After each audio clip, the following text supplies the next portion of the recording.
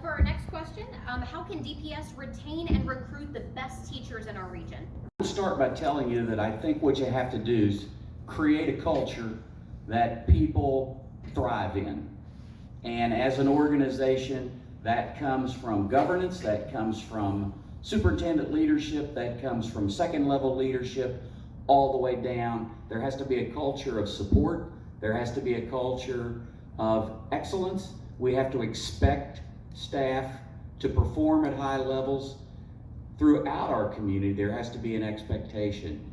So I think at the end of the day, if we have a functional board, a high-performing superintendent, we're going to get much better results from our Decatur public school system. Because I will tell you, I believe in public education. I come from a family of teachers through and through for years and years and years. My mother, my grandmother, my grandfather, the whole 9 yards were teachers.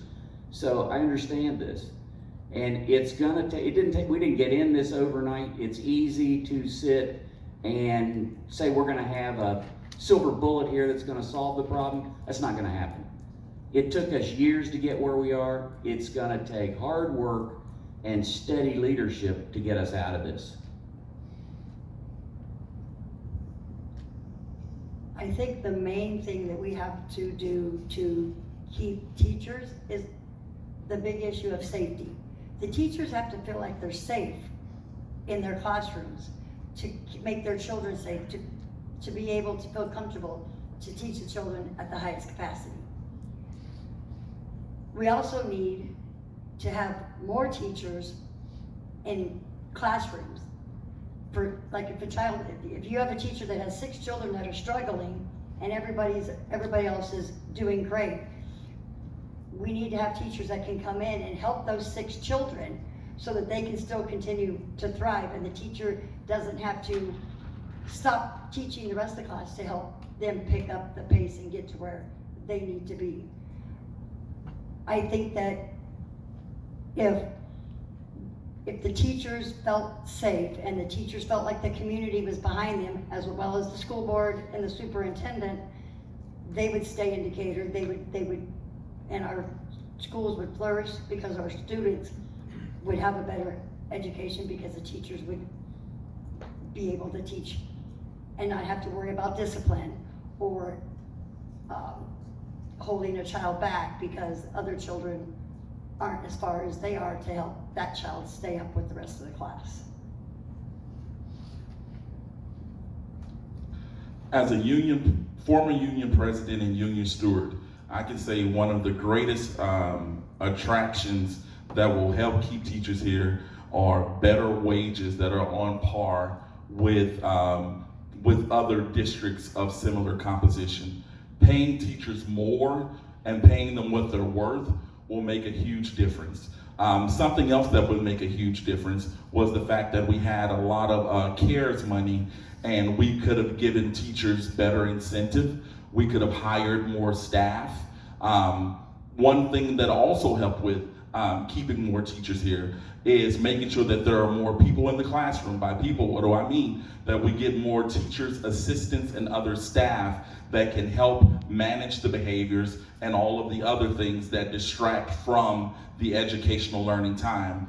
But we also have to recognize that there is a national trend of teachers that are leaving the classroom because they are fed up. We are fortunate here in Decatur that when you look at the Illinois State Report Card, our teachers had an attendance rate of 99%. So we know here in Decatur that they love what they're doing, they're committed to it, but let's pay them better and let's treat them better and get them the support and the resources they need to be successful. In the 6 schools that I've subbed in so far, I can tell just by looking at teachers that they are stressed. They're very stressed out. Obviously, the teacher shortage that we have has added to their stress. So as been mentioned, we need to change the culture around here to make it attractive for teachers to look at Decatur as a destination. If our population of teachers is totally stressed out, it just sends a bad signal to people that we're trying to attract. So I think in that area, changing that culture, if we can get parents more involved in they were doing parent-teacher meetings at these schools the last couple of days, and in the classroom that I had yesterday, he had 7 parents on a list of appointments that he was going to be meeting with, and he probably had 60 students in the several hours of classrooms that he had. So when you look at the parental involvement in his classroom alone, it's just terrible. So a teacher has a tough time really feeling good about the job they're doing when they don't get any feedback from the parents, or they don't get a chance to talk to a parent whose child is really struggling. So, as has been said already, community involvement in our schools, volunteerism, parents teaching their kids how to write their name. I mean, it's amazing how many children I see their papers and I can't recognize what their name is. So parental involvement, volunteerism in schools. I have friends that do go to Hope Academy and spend an hour just helping somebody read. Time.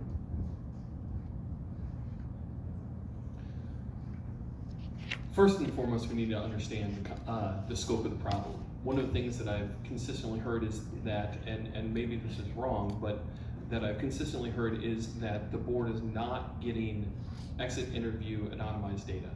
So first and foremost, we have to understand why our teachers, especially those who have not reached retirement age, are leaving. Secondly, we need to focus on those things within the scope of the board of things that we can fix.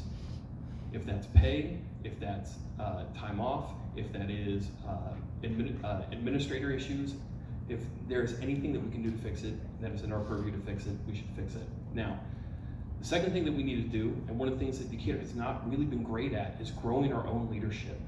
We need to figure out a way and to build programs, as there are in the schools, but continue to grow programs that get our graduates, our Decatur Public School graduates, into teaching, into being paraprofessionals, and into the schools. One of the things that we should not do is sit around for someone else to come out and save us. Some other group of teachers from a distant community to move in and save Decatur. We need to save ourselves, and we do that by making sure that we build good quality graduates, and that we continue to build them up and help them get into college and then come back and teach in our schools. So my background is actually in human resources. I work in the data side of HR. So I am no stranger to the issues everyone in this community is having with recruitment and retention, and especially the numbers related to that. Recruitment and retention is not just an issue with teachers, and it's not just a DPS 61 issue. It is a problem in not just this community. Teachers and nurses are leaving their professions in mass nationwide. And like Will said, growing our own would definitely help solve that problem. Constant influx of our own teachers in the door. We can never have enough teachers. We'll never be accused of that. We need to have an aggressive consistent aggressive hiring campaign, and also provide the benefits that are going to keep the teachers that we have. Competitive pay, like Jacob said, is essential, and so is competitive benefits. Knowing that you have good health insurance is incredibly important to be happy with your job. So I think we really need to take a holistic approach and continue hiring teachers and growing our own when they aren't there.